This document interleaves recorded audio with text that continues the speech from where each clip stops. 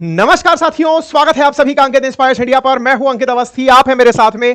देश में पिछले 24 घंटे से चर्चित एक ऐसे विषय पर चर्चा करने के लिए जिसकी वजह से आपके मन में निश्चित ही कुछ प्रश्न तैर रहे होंगे, और उनमें पहला प्रश्न यही होगा कि क्या हमारे राफेल मारे गए थे, क्या हमारे फाइटर जेट्स मारे गए थे। सेशन शुरू होते ही चलिए मैं आज का आंसर दे देता हूं, क्योंकि यह आंसर मैं नहीं, हमारे चीफ ऑफ डिफेंस स्टाफ दे चुके हैं। हाँ, मारे गए थे।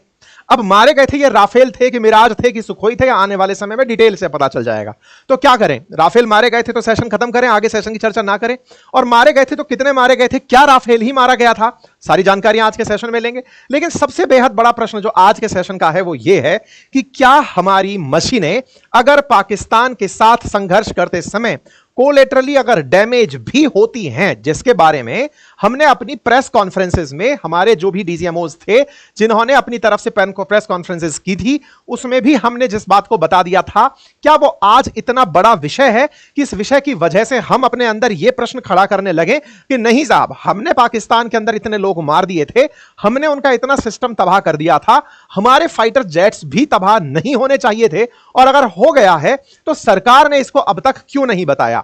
आज के सेशन में हम जिक्र करेंगे कि सरकार ने क्या हमसे कुछ झूठ बोला था या छिपाया था, और अगर छिपाया था, झूठ बोला था, नहीं बोला था तो फिर कैसे बोला था, नहीं बोला था तो क्यों नहीं बोला था। आज सारी बातें आज के सेशन में जिक्र की जाएंगी, क्योंकि अल्टीमेटली आज का सेशन पिछले 24 घंटे के अंदर खड़ी हुई जितनी भी खबरें हैं उनसे बनकर आ रहा है। शुरू से ही शुरू करते हुए चलेंगे, क्योंकि इसमें बहुत सारी घटनाएं जिनको हमने बीच बीच में स्किप किया था, जैसे बीच में कभी ऐसी घटनाएं आई थी जब जयशंकर साहब का एक बयान काफी बड़ा राजनीतिक बवाल बन गया था, जिसमें जयशंकर साहब को जयचंद की उपमा दिया जाना शुरू हुआ था, वहीं राहुल गांधी जी को मीर जाफर कहना शुरू हुआ था। तो हम उस राजनीतिक रस्साकसी के दौरान एंट्री नहीं किए थे। हमने कहा था अब ये सब थोड़े दिन में सेटल हो जाएगा, चलने दीजिए, क्योंकि जबरन राजनीति हमारा विषय नहीं है और हम उसमें एंट्री नहीं करेंगे। खैर, आज हम सब चीजों को सीक्वेंस के साथ शुरू से शुरू करते हुए लेकर आएंगे। तो उसमें जयशंकर साहब भी आएंगे, तो राहुल गांधी जी भी आएंगे, तो नरेंद्र मोदी जी भी आएंगे, तो सेना भी आएगी, तो पाकिस्तान भी आएगा। सबका हिसाब होगा आज के इस प्रॉपर सेशन के अंदर। तो चलिए शुरू करते हैं। 22 तारीख की घटना तो आप सभी को याद होगी, और संभवतः अब इसे ना ही भूल पाएंगे हम, क्योंकि यह वो तारीख थी जिस दिन पाकिस्तान की तरफ से भेजे हुए आतंकियों ने भारत के अंदर आतंकी हमला किया था। भारत में आतंकी हमला हुआ, 26 लोगों की जान गई। भारत ने रिटेलिएशन किया और रिटेलिएशन में ऑपरेशन सिंदूर लॉन्च किया। ऑपरेशन सिंदूर में हमने पाकिस्तान के अंदर जो किया वो आज तक हम अपनी दुनिया भर के लोगों को बता रहे हैं। पूरे देश के अंदर तिरंगा यात्रा के अंदर हम उसका सेलिब्रेशन कर रहे हैं कि भारत इस बार चुप नहीं बैठा। उसने आतंकियों को उनके गढ़ में घुसकर मारा, आतंकियों के ठिकानों पर एकदम सटीक निशाना लगाया। तारीफ हुई हमारे राफेल से चलने वाली स्कैल्प मिसाइल की, जो हवा में रह करके जिस तरह से चली और चल करके उसने उन ठिकानों को टारगेट किया जहां से आतंकी आते थे। प्रश्न बहुत सारे बने। बड़ा प्रश्न यह था, क्या हाफिज सईद मारा गया, क्या मसूद अजहर मारा गया? इन आंसरों को इस तरह से भी लोगों ने काउंटर भी किया कि देखिए साहब, जब हमारे देश के अंदर उन्होंने सिविलियंस मारे थे, हमने आतंकियों को मारकर उन्हें यह बता दिया कि आप मारकर अगर छिपने जाएंगे तो हम आपके ठिकानों को ही खत्म करने आएंगे, और हमने हमेशा के लिए अपनी एक वॉर स्ट्रेटेजी डिक्लेयर कर दी। आतंक के खिलाफ भारत ने अपनी तरफ से स्ट्रेटेजी डिक्लेयर कर दी कि आगे से जब भी हम पर आतंकी हमला होगा, उस आतंकी हमले पर हम ऑपरेशन सिंदूर करेंगे, यानी पाकिस्तान की सीमा के अंदर घुसकर मारेंगे। देखिए, जब भी कोई आप किसी भी पिछले सरकारी मिशन को उठाकर देखें, सेना के मिशन को उठाकर देखें, जब भी ऐसे मिशन होते हैं, उन मिशंस में अभी रिसेंटली ओसामा पर अभी नेटफ्लिक्स पर एक वो आई है, वेब सीरीज आई है, जिसमें वो बता रहे हैं कि कैसे ओसामा बिन लादेन को मारने के लिए अमेरिका ने अपने सील कमांडोज को पाकिस्तान के एटमाबाद में भेजा था। और उस समय पर ओबामा हुआ करते थे अमेरिकी राष्ट्रपति। वो रातों रात इस बात के लिए सो नहीं पा रहे थे, बैठ नहीं पा रहे थे कि हमारी जो सेना है वो पाकिस्तान के एयर स्पेस में जब घुसेगी, अफगानिस्तान से होकर के जब जाएगी, तो इसको रास्ते में कहीं टारगेट कर दिया गया तो हमारे सैनिक मारे जाएंगे। अमेरिका ने बिना परमिशन लिए उनके हवाई क्षेत्र में एंट्री की, ओसामा बिन लादेन को पकड़ा, मारा और उसको पानी में फेंका। इस बीच में उस समय पर अमेरिका भी कितना चिंतित था, जिसके पास इतनी हाई एंड सर्विसेज हैं। तो यह मानने वाली बात है कि अगर आप दुश्मन के क्षेत्र में एंट्री कर रहे हो, अमेरिका से, तो फिर भी पाकिस्तान खौफ खाता है। भारत और पाकिस्तान तो कट्टर दुश्मन हैं, इनके लिए तो जीना मरना केवल युद्ध के लिए ही है। ऐसे में भारत की तरफ से अगर कोई भी अटैक उनके क्षेत्र में होगा तो यह तो पैरेलल चीज मानी जाने वाली है कि वो भी इतने दिन से तैयारी ही कर रहा था कि आप आएंगे और मैं आपके ऊपर क्या रिएक्शन दूंगा। जब हम चिल्ला चिल्लाकर भारत के अंदर यह डिमांड कर रहे हैं कि पाकिस्तान को घुस के मारो, पुलवामा में तो 12 दिन में ही मार दिया था, 15 दिन क्यों हो गए, तो हमारी यहां की तारीखों पर वहां के इंफॉर्मेशन मिनिस्टर निकल निकल कर बयान दे रहे थे कि आज रात को हम पर हमला होगा, कल रात को हम पर हमला होगा। तो हमले की तैयारियां जैसे हम कर रहे थे, उनकी तरफ से भी हमले की तैयारियां थी कि अगर हम पर हमला हुआ तो हम क्या करेंगे, अगर उनकी तरफ से उड़कर राफेल आया तो हम क्या करेंगे, उनकी तरफ से मिसाइल आई तो हम क्या करेंगे। तैयारियां उनकी तरफ से भी थी, तैयारियां हमारी तरफ से भी थी। हमने पाकिस्तानियों की तरह आतंकी हमला नहीं किया था, हमने बता के किया था। हमने उनको यह महसूस करा दिया था कि अगर तुमने आतंकी हमला किया है तो जवाब पक्के से मिलेगा, तुमसे हो जितनी तैयारी कर लेना। मजेदार बात जिस पर प्राउड होना चाहिए वो ये है कि समस्त भारत ने उस 15 दिन में, यानी 7 मई से पहले पहले समस्त भारतीयों ने उसको एक संदेश भेज दिया था, और वो ये था कि देखो तुमने जो गुस्ताखी की है उसकी सजा मिलना तय है, और वो सजा जो है उसकी तैयारी तुमने कितनी भी की हो। तुम अगर न्यूक्लियर वेपन चलाने की भी सोचते हो, तुम ये सोचते हो कि भारत से युद्ध ही कर लिया जाएगा, भारत उसके लिए भी तैयार है। इसका मतलब यह है कि जब हम किसी देश के साथ कॉम्बैट सिचुएशन में होते हैं, हर तरह से तैयार होते हैं कि भाई अब जो होगा देखा जाएगा, हमारे भी कैजुअल्टीज होंगी, हमारे भी शहरों पर गोले गिरेंगे, हमारे नुकसान होंगे, हमारे भी जो एसेट्स हैं उनका नुकसान होगा। तो पहला जो पॉइंट है इस सेशन के शुरू होने से पहले, जो समस्त भारतीयों को, क्योंकि अभी सरकार ने जैसे ऑपरेशन सिंदूर का प्रचार प्रसार करके उसे एक पार्टी का एजेंडा बना दिया है, ऐसा लग रहा है कि प्रधानमंत्री अब धीरे धीरे उसे अपनी जीत के साथ साथ जोड़ते जा रहे हैं और फिर धीरे से उसे राजनीतिक जीत के रूप में तब्दील कर देंगे। वो खैर उनकी राजनीति का हिस्सा है। हम समस्त भारतीय जिन्होंने राष्ट्रीयता का अनुभव किया, जिन्होंने देश में सेना के साथ यूनिटी का महसूस किया, वो इस बात से खुश थे कि हमने आतंकियों को उनके गढ़ में घुसकर मारा, हमारे अंदर का यह गुबार निकल कर आया। चलिए, तो यह था पार्ट 1। इस पार्ट 1 में ऑपरेशन सिंदूर के बाद जो हो रहा है उस राजनीति में कि साहब तिरंगा यात्राएं निकल रही हैं, कि प्रधानमंत्री कहीं जा रहे हैं, सेना के साथ जो बातें कर रहे हैं, वो उनकी राजनीति है। देखिए, राजनेता राजनीति करेगा, मास्टर मास्टरी करेगा, स्टूडेंट पढ़ाई करेगा, जिसको जो करना है वो करेगा। कुल मिलाकर के अब अपन को आगे इस बारे में बढ़ने की आवश्यकता है। ऑपरेशन सिंदूर बढ़िया हुआ, हम सब समस्त भारतीयों ने उस पर अपनी अपनी प्रतिक्रियाएं देखी। इसी बीच में एक खबर आती है, और खबर यह आती है, पाकिस्तान कहता है कि हमने भारत के 5 राफेल मार गिराए, और दूसरी तरफ से खबर आती है कि राफेल का शेयर मार्केट में गिरावट आ गई है, शेयर बाजार गिर गया है। पाकिस्तान ने इसे कैसे दिखाया, आप ऐसे समझिए, पाकिस्तान ने हम पर आतंकी हमला किया था, हमने बदले की कार्रवाई कह के की थी कि हम भैया कार्रवाई करेंगे, ये मानकर चलिए। पाकिस्तान को हमारे प्रधानमंत्री चुनावी रैली से संबोधित कर रहे हैं कि भैया करारा बदला मिलेगा। हमारे रक्षा मंत्री बोल रहे हैं कि भाई गलती से भी ये लोग ना सोच लें कि हमारी जनता जो सोच रही है वैसा नहीं होगा, जनता सोच ही रही थी कि मारो इनको। तो ऐसे में हमारा संदेश इन तक पहले से ही था कि भारत हमें मारने आएगा। ऐसे में अब शहबाज शरीफ का जो बयान आता है वो कहते हैं कि हमारी एयरफोर्स ने तगड़ा काम किया। तगड़ा काम यह किया कि उनके हमने 5 फाइटर जेट मार गिराए। 5 मार गिराए, तुमने 50 मार गिराए, तुमने 100 मार गिराए। भाई देखो, जब युद्ध होता है तो ऐसे में कैजुअल्टीज होती हैं। अब बड़ा सवाल यहां पर यह है कि इनके द्वारा अगर हमारे फाइटर जेट मारे गए तो फिर भारत ने बताया क्यों नहीं। सवाल हमको इनके द्वारा दिया गया बयान बुरा नहीं लग रहा है, इनको तो हमने उसी समय पछाड़ दिया था, बातों में ही पछाड़ दिया था। इनकी तो जो हमने मीम मटेरियल बना के इनके मजे लिए हैं, इनके विदेश मंत्री को तो, इनके रक्षा मंत्री को तो बिल्कुल ही पागल ही डिक्लेयर कर दिया था इंटरनेशनल मीडिया ने कि नहीं भैया तुमको तो पता ही नहीं है, तुम सोशल मीडिया के माध्यम से चले जा रहे हो। क्योंकि पाकिस्तान के हाथ प्रमाण के नाम पर कुछ नहीं लगा, उसके पास कुछ भी इस बात का एविडेंस नहीं है कि भारत का कुछ नुकसान हुआ। तो फिर आज हम चर्चा क्यों कर रहे हैं? अरे यही तो डेमोक्रेसी है। इस डेमोक्रेसी के अंदर आज हमारी सेना का जो बयान इस समय सुर्खी में है कि हां अगर संघर्ष होते हैं तो भाई नुकसान होते हैं। ऐसे नुकसान को अगर हम बोल रहे हैं तो इतना बोलने की पाकिस्तान वालों तुम भी तो हिम्मत करो कि तुम्हारे कितने आतंकी मारे गए, तुम्हारा कौन सा एयरबेस खटा, तुम ये भी तो बताने का प्रयास करो कि तुम्हारे कितने फाइटर जेट गए। खैर, हम इस बात पर बहस नहीं करेंगे, हम आगे इस बात से आगे बढ़ेंगे कि हमारा जो असली प्रश्न है वो हमारी सरकार से था। हमारी सरकार से यह था कि सर अगर फाइटर जेट गिरे थे तो आप उस समय तक इन्हें जब बेवकूफ करार करवा रहे थे उस समय पर आपने बताया क्यों नहीं कि हमारे फाइटर जेट गिरे हैं। कुछ इस तरह की तस्वीरें उस समय सोशल मीडिया पर आई थी। इस तरह से कुछ क्लैश रिपोर्ट करके एक वेबसाइट है, उसने इस रिपोर्ट को छापा था जिसमें उसने कहा था कि रशियन का K-36 DM का एक इजेक्शन सीट दिखाई दिया था जो सुखोई का हो सकता है या MiG-29 का। इस तरह की कुछ तस्वीरें आई थी और यह बाकायदा पब्लिक हुई थी, सोशल मीडिया पर बहुत चली थी ये तस्वीरें, जिसमें यह कहा गया था कि भारत के फाइटर जेट्स मारे गए। ऐसे बहुत सारे मतलब वो न्यूज चलने लगी थी दुनिया भर के अंदर, CNN के अंदर है ना, सेंट्रलिस्ट नेशन के अंदर, तमाम न्यूज चैनल्स के अंदर ऐसी खबरें चलने लगी थी जिसमें यह कहा जा रहा था कि पाकिस्तान ने भारत के 3 राफेल मार गिराए। हालांकि राफेल मारे जाने पर बॉर्डर एरियाज में से कोई भी ऐसी न्यूज वायरल नहीं हुई या उस क्षेत्र से निकलकर कोई पत्रकार नहीं पहुंच पाया जो यह बता पाए कि यहां पर हमारा राफेल गिरा है या फाइटर जेट गिरा है। खैर कोई बात नहीं। इसी में हमारा एक न्यूज चैनल था जिसका नाम है the Hindu, most credible news channel के रूप में यूपीएससी एस्पिरेंट इसको पढ़ते हैं। उसने उसी समय पर एक ट्वीट डाला था और उस ट्वीट में इसमें यह डाला था कि जैसे यह खबर आना शुरू हुई थी, at least 3 Indian jets have crashed in Jammu Kashmir, Akhnoor, Ramban और पंपोर एरिया, ऐसा एक गवर्नमेंट ऑफिशियल ने हिंदू को कहा। अब हुआ यह कि द हिंदू में जैसे ही यह खबर छपती है, इस खबर के साथ साथ पाकिस्तान की खबर चल रही थी दुनिया में कि भारत के फाइटर जेट हमने मार गिराए। हम लोग इस बात के साथ थे कि हमने आतंकी मारे हैं, हमने आतंकी मारे हैं, यह बड़ी सूचना होनी चाहिए। हमारे फाइटर जेट मरे हैं, यह बड़ी सूचना नहीं होनी चाहिए। संभवतया यह सरकार का मीडिया प्रबंधन रहा होगा या सोशल मीडिया कंट्रोल रहा होगा। जो भी थी सरकार की तैयारी, उसमें सरकार ने इस बात को पब्लिक ही नहीं होने दिया।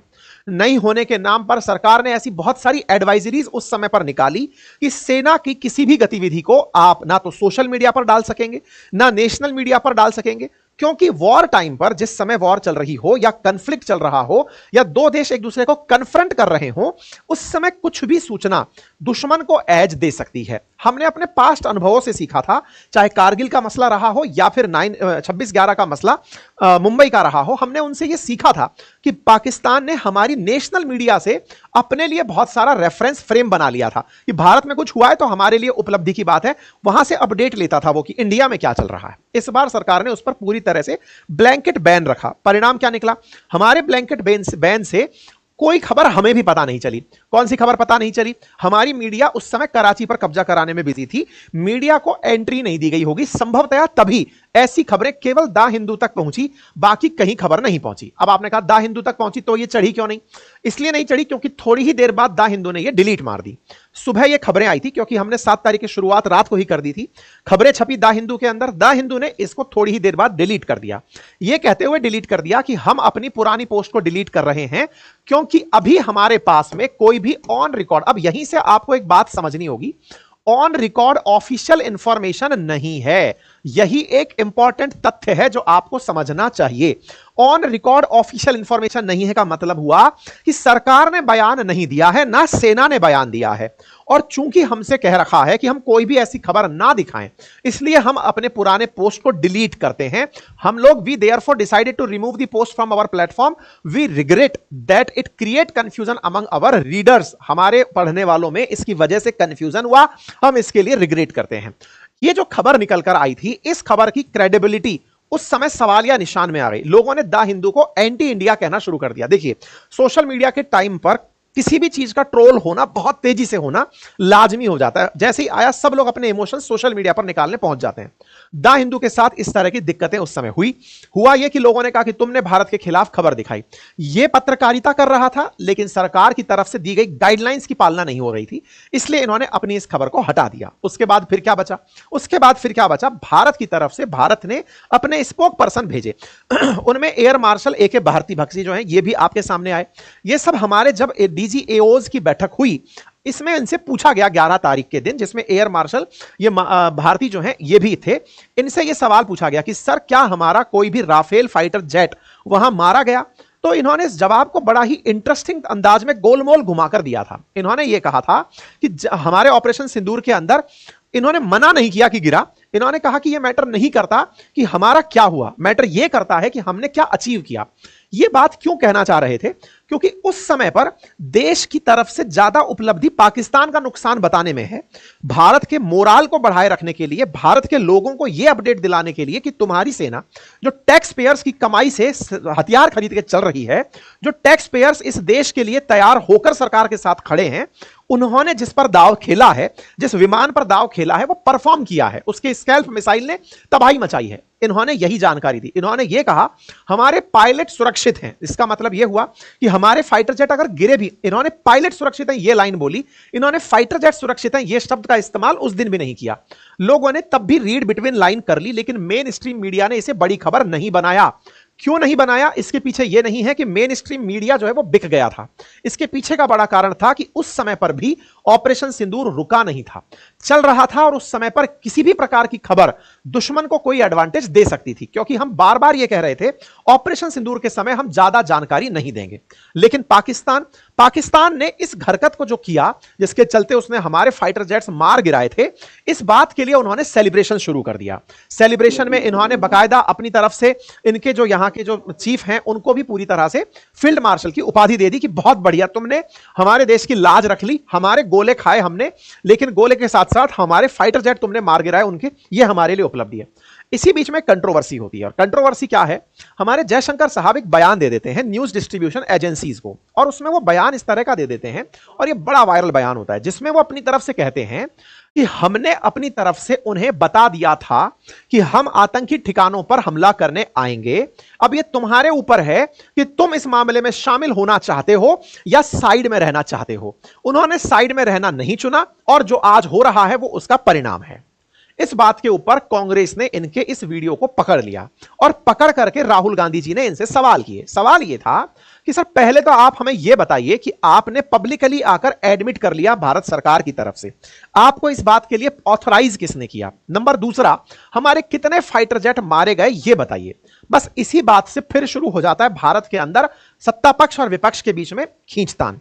सत्ता पक्ष की तरफ से राहुल गांधी जी के इस सवाल के बाद ट्रोलर्स राहुल गांधी जी के पीछे पड़ जाते हैं, और राहुल गांधी जी के चाहने वाले जयशंकर साहब के पीछे पड़ जाते हैं। जयशंकर साहब का जयशंकर में से जय निकालकर इन्हें जयचंद कह दिया जाता है कि आपने उनको पहले ही बता दिया था, फिर तो राफेल मरना ही था, तब तो हमारे फाइटर जेट मरने ही थे। और इधर से उनको कहा जाता है मीर जाफर कि तुम जाकर के भैया पाकिस्तानियों से ही मिल जाओ, उन्हीं के लिए ही सवाल पूछ लो, उनको ही सुविधा दे दो, उनको ही सारी इंफॉर्मेशन दे दो। दोनों तरफ से रस्साकशी होना शुरू हुई। मूल मुद्दा अभी भी वहीं टिका था, क्या भारत को ऑपरेशन सिंदूर की कंटिन्यूटी में यह खबर पब्लिक करनी चाहिए थी या नहीं? सरकार ने ऑपरेशन सिंदूर को जब सीज फायर किया, उसके बाद में यह खबर या तो पब्लिकली आकर स्वतः देनी चाहिए थी कि हमारे क्या क्या नुकसान हुए, या पार्लियामेंट का विशेष सत्र बुलाकर एक पार्लियामेंट्री मीटिंग बुलानी चाहिए थी कि हमारी प्रिपेयर्डनेस कैसी थी और हमने क्या किया। सरकार ने ऑल पार्टी मीटिंग्स तो बुलाई, लेकिन ऑपरेशन सिंदूर से पहले, उसके बाद में ऐसा कुछ नहीं घटित हुआ। जयशंकर साहब ने उसे आकर जो पब्लिक कह दिया, इस बात के मायने निकलने लगे। मायना सबसे पहला यह निकला कि इसका मतलब हमने जिस दिन हमला किया उससे एक दिन पहले ही पाकिस्तान को बता दिया था कि देखो हम तुम्हारे ऊपर हमला करने आ रहे हैं, और पाकिस्तान उस समय हवा में अपने फाइटर जेट लेकर खड़ा था कि अब जैसे ही भारत की तरफ से आएगा हम गोला चला देंगे। यार देखो, इस बात को ऐसे समझो आप, जयशंकर साहब का जो भी बयान था उसमें एक साफ था कि हमने उनको कह दिया था कि हम आतंकी ठिकानों को मारेंगे। ये तो भारत कब से कहता आ रहा है, चाहे हमने उनके ऊपर पहले पुलवामा का बदला लिया हो, हमने जब जब उनके साथ रिटेलिएशन दिया है, स्ट्राइक की है, हमारा संदेश उनको साफ है। प्रधानमंत्री चिल्ला चिल्ला कर बोल रहे हैं कि हम ऐसा करेंगे तुम्हारे साथ, तो ये तो हम पहले कह रखे ना, आतंकियों को जगह नहीं मिलेगी। हमने कभी ये नहीं कहा कि हम सिविलियंस को टारगेट करेंगे। खैर, इस बात में चूंकि तर्क इस बात का निकल के तत्काल प्रभाव से या तो यह कहिए कि जयशंकर साहब ने जिस तरह से बात कही, उस बात में इस बात का स्पष्टीकरण कतई नहीं था कि इन्होंने इस बात को बोलकर गलती कर दी है। इन्होंने जिस तरह से बात बोली, उसको कोई भी पहली बार में इतना सा ही सुनेगा तो ऐसा लगेगा कि हमले से पहले हमने फोन करके कहा सुनो हमला करने आ रहे हैं, हो सके तो बचा लेना, और हम हमला करने गए, उनको मारे, इतने में उन्होंने कहा ओहो आप आ गए, चलो धप्पा हम आपको मारेंगे। कुछ ऐसी फीलिंग हम लोगों ने उनको दे दी। जयशंकर साहब के बयान से ऐसा ही लगता है, लेकिन ऐसा था नहीं। क्यों नहीं था, इसके पीछे का तर्क समझिए। देखिए, भारत ने 3 दिन पहले अपनी तरफ से लोगों को मॉक ड्रिल करवाई। मॉक ड्रिल के साथ साथ जब आप और हम जैसे मतलब थोड़ा थोड़ा सा ज्ञान रखने वाले लोग बाग भी ये कैलकुलेट करने में कामयाब हो गए थे कि आज रात को हमला होगा, भाई इंडिया ने नोटम जारी कर दिया है, उनका जो इंफॉर्मेशन मिनिस्टर है वो कह रहा है कि हम पर हमला होगा, दुनिया कह रही है कि इंडिया हमला करेगा, तो यार ऑब्वियस सी बात है कि वो लोग भी हमले की तैयारी में हाथ बांधकर तो नहीं बैठेंगे, देखते कितना बढ़िया गोला आएगा। निश्चित है कि वो भी तैयारी में अपने फाइटर जेट्स को उड़ाकर बैठे होंगे। और जब भारत ने नोटम चलाकर यह कहा कि आज हमारे एयरफोर्स के विमान प्रैक्टिस करेंगे, तो भाई उन्होंने भी प्रैक्टिस कराई ही होगी। ऐसा तो नहीं है ना कि वॉर के अंदर नियम ये चल रहा है कि तुम तो मारने आओगे हम बैठे रहेंगे, ऐसा भी नहीं था। जो हुआ उधर की तरफ से, जो हमारे साथ हुआ, हमारा टारगेट उनके फाइटर जेट्स को निशाना बनाना था या फिर अपनी सीमा में रहकर उनके क्षेत्र में बैठे आतंकी ठिकानों को मिटाना था। यह हमारी प्रायोरिटी थी। हमारी प्रायोरिटी थी उनके नीचे बैठे हुए टाइटल्स को मिटाना। हमने 9 जगह स्कैल्प मिसाइल से 100 किलोमीटर अंदर तक हमले किए और दुश्मन को नेस्तनाबूद किया। यह हमारी उपलब्धि थी, यही आकर हमने बताई। अब उधर से हवा में चलकर हम पर जो आया वो हमको नहीं बताया गया। क्यों नहीं बताया गया? कहीं ये ना लगे देशवासियों को कि आतंकी मारने गए थे, खुद अपने विमान मिटाकर आ गए। भाई खुद अपने विमान मिटाकर आए, एक भी व्यक्ति की क्षति नहीं हुई, सारे पायलट सुरक्षित थे। यह भारत की बहुत बड़ी उपलब्धि थी। खैर, ऐसे में फिर यहां पर शुरू होता है एक दूसरे के खिलाफ ट्रोलिंग का काम, और बढ़िया से इस बात के फैक्ट चेक होते हैं। जयशंकर साहब ने यह नहीं कहा, वो नहीं कहा, मिस रिप्रेजेंटेशन एंड ऑल, सारी बातें होती हैं। फिर सरकार सेना बाहर निकल कर आती है कि ऐसा कुछ भी नहीं था, हमने कुछ नहीं बताया था। पाकिस्तान लेकिन इस बात पर खुश था कि हमारे लोग मरे, इससे हमें क्या फर्क पड़ रहा है, आतंकवादी थे, पैदा ही मरने के लिए किए थे, हमने उनके फाइटर जेट मार गिराए। और ऐसे में इनको फील्ड मार्शल अनाउंस कर दिया जाता है कि बहुत तगड़ा काम कर दिया आपने, उनको उड़ते ही हवा में मार दिया। इनके यहां पर खुशी इस बात की है, वो मारने आए, आपने उनको मार दिया, बस धप्पा हो गया। इस बात पर इनकी तारीफें पाकिस्तान में इस बात की जा रही होती हैं। ऐसे में पाकिस्तान इस बात को दुनिया भर में प्रसारित करता है। फिर भारत कहां से बाहर आता है? देखिए, यह भारत की डेमोक्रेसी है। आप इस बात को समझने का प्रयास कीजिए, और इस बात को जब मैं बोलता हूं तो इसका मतलब समझिए। आज यहां के प्रधानमंत्री आसिम मुनीर के बिना ना तो विदेश यात्रा कर रहे हैं, ना कोई भी बयान देते समय इनके बिना कोई बयान पूरा कर रहे हैं। बार बार चाहे कुछ भी बोल रहे हैं, आसिम मुनीर जैसे देख लीजिए, उन जैसा आदमी होना चाहिए, ये होना, हर चीज में उनकी डिपेंडेंसी सेना पर कितनी है, इससे अंदाजा लगा सकते हैं कि सेना ही सरकार चला रही है। भारत में सेना ने अपनी तरफ से सरकारी सूचनाएं जारी की हैं, बाकी सारी चीजें राजनीतिक रूप से हो रही हैं। नंबर दूसरा, आज भी जो बयान चर्चा में है वो हमारे CDF chief of defence staff का है, वो भी भारत में नहीं है, वो भी भारत के बाहर सिंगापुर में है। अब कहानी क्या है? सिंगापुर में एक शंग्रीला होटल है। शंग्रीला होटल के अंदर एक मीटिंग होती है, दुनिया भर के लोगों को बुलाया जाता है इंटरनेशनल मुद्दों पर, जहां जहां अनस्टेबिलिटी चल रही होती है, उन क्षेत्र के सेना अधिकारी, विदेश मंत्री, फॉरेन सेक्रेटरीज एंड ऑल, इन सबको बुलाकर बातचीत करवाई जाती है, चाहे ताइवान का मसला हो, रशिया यूक्रेन का मसला हो, इन सब पर। ऐसे में इनको भी बुलाया जाता है, इनको भी बुलाया जाता है, पाकिस्तान वालों को भी बुलाया जाता है कि आप आओ और इस होटल में आकर अपनी बातें कहो कि आप क्या सोचते हैं, कैसे दुनिया को देखते हैं, अपने व्याख्यान तो रखो ताकि दुनिया आपकी सोच समझ पाए। आइए, तो साहब ये पहुंचते हैं। यहां पर जो पत्रकार बैठी हैं, ये ब्लूमबर्ग की पत्रकार हैं। इन्होंने अपनी तरफ से इनसे प्रश्न पूछा, और इनसे प्रश्न पूछा कि क्या भारत का लॉस हुआ था इस कॉन्फ्लिक्ट में? तो इन्होंने कहा, yes there were losses in Pak conflict. भाई लॉसेस तो होंगे ही ना, जब आप वॉर में हैं। तो यहां पर सेना की तरफ से इन्होंने बयान दे दिया, और इन्होंने एक बयान में यह कहा कि हमने अपनी गलतियों से सीखा और फिर उड़े और हमने अपने मुकाम को पूरा कर दिया। बस यहीं से हेडलाइन बन जाती है कि India confirm it lost fighter jets in recent Pakistan conflict. Bloomberg की हेडिंग बनती है कि भारत ने कंफर्म कर दिया है कि भारत के फाइटर जेट निकल गए थे और उनका नुकसान हुआ था। यह जो बात है ना, जो ब्लूमबर्ग ने हेडलाइन बनाई, यह हेडलाइन हमने 11 मई के दिन कंफर्म कर दी थी। अगर आप इस बात को सुने तो, वी हैव डाउन्ड पाकिस्तान हाईजेट्स, यहां पर, और ये जो एयर मार्शल AK भारती हैं, इनसे पूछा गया तो उन्होंने एक लाइन बोली थी 11 तारीख को। इन्होंने कहा था, इस वक्त मैं इस पर कोई कमेंट नहीं करना चाहूंगा क्योंकि हम अभी भी युद्ध की हालत में हैं। अगर मैं इस पर कुछ कहूंगा तो इसका उल्टा असर होगा। हमें यानी पाकिस्तान को इस वक्त कोई फायदा नहीं देना चाहिए। बस इतना कहूंगा कि जो मकसद हमने तय किया था उसे हमने हासिल किया। हमारे सभी पायलट सुरक्षित वापस आए। मतलब पायलट शब्द बोला, इसका सीधा सा अर्थ था फाइटर जेट गया। फाइटर जेट गया, पायलट आया। यह शब्द हमने एयर मार्शल भारती के नाम से 11 तारीख को ही सुन लिया था। इसमें हमने ना तो तब यह बताया हमारे कितने फाइटर जेट गए, और ना ही आज जो ये मीडिया में चल रहा है कि भारत ने कंफर्म कर दिया है कि इसके जेट गिरे थे, वो अभी भी हमने कंफर्म नहीं किया है। असल में हमने ये स्वीकार किया है कि हां, हमारे नुकसान हुआ था। देयर वर लॉसेस, पाकिस्तान के साथ कॉन्फ्लिक्ट में हमारे लॉसेस हुए थे, हमने ये कंफर्म किया है। अब इसके बाद में फिर प्रश्न बनता है, अब क्यों किया, तब क्यों नहीं किया? तो दे तो दिया जवाब। तब ऑपरेशन सिंदूर चल रहा था, अब नहीं चल रहा है।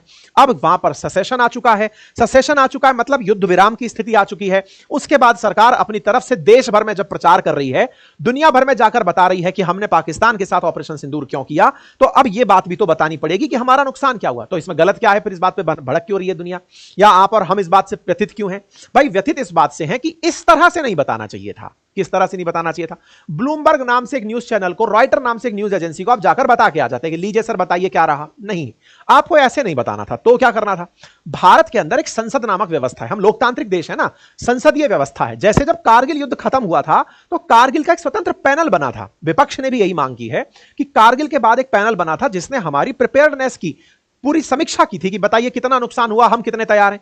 ऐसे में ही अगर यह घटना हुई है तो पार्लियामेंट को यह इंफॉर्म करना चाहिए था, सीडीएस को आकर के भारत के अंदर रहते हुए पब्लिकली पहले संसद को इंफॉर्म करना चाहिए था, जिससे इस बात के अंदर ग्रेविटी रहती। हमने वो सिस्टम बाईपास कर दिया। दिक्कत इस बात की है, हम खुद मानते हैं संघर्ष, हमारे कारगिल के अंदर भी जवान शहीद हुए थे, हमने 1971 में भी अपने जवान खोए हैं। ऐसे में हम इस बात से व्यथित हैं कि आपने तरीका गलत चुना। सरकार को इस विषय पर चिंतन करना चाहिए कि भारत ने जो ये कंफर्मेशन दिया है ना, ये बाहर जाकर के दिया है। ठीक है, हमने अपनी तरफ से काफी अच्छी अच्छी बातें और भी कही कि हमने अपने ही बनाए हुए हथियारों का उपयोग किया। हम इस समय पर, सेना के प्रमुख ने यह भी कहा कि भाई हम इस समय एक बड़ी चीज से उलझ रहे हैं, और वो क्या है कि हमारे यहां पर फेक न्यूज से लड़ने में हमारी 15% आर्मी को काम करना पड़ता है। 15% of army time during operation Sindoor were in countering fake narrative. तो ये जो फेक न्यूज चल रही थी, सेना भी उससे उलझ रही थी, इसका भी उन्होंने जिक्र किया। इन्होंने कहा कि इस पूरे की पूरे वॉर में या फिर इस पूरे झगड़े में 80% जो इक्विपमेंट थे वो भारत के द्वारा खुद बनाए हुए थे, जिनको हमने उन पर यूज किया। तो फिर विपक्ष की तरफ से राहुल गांधी जी ने सवाल पूछकर गलत किया क्या? नहीं भाई, विपक्ष की तो जिम्मेदारी ही यह है कि वो सरकार से सवाल करे। सरकार से सवाल भी ना करे और इधर प्रधानमंत्री जगह जगह जाकर के सबको तिरंगा यात्रा के माध्यम से अपनी क्रेडिट गिनाए। तो भाई जवाबदेही तय करने का काम विपक्ष कर रहा है। विपक्ष का तय है कि सर आप बताइए ना कि आपने कितने फाइटर जेट गिरा दिए। या फिर ये राहुल गांधी जी ने पहले भी मुद्दा उठाया था, अगर आपको यह ध्यान हो, जब राफेल का मामला उठा था तब ये राफेल को लेकर के खूब ज्यादा संसद में इस बात पर बहस किए थे कि राफेल पर घोटाला हुआ है, राफेल की कीमत 650 करोड़ है, लेकिन इसको 2,500 करोड़ में क्यों खरीदा जा रहा है।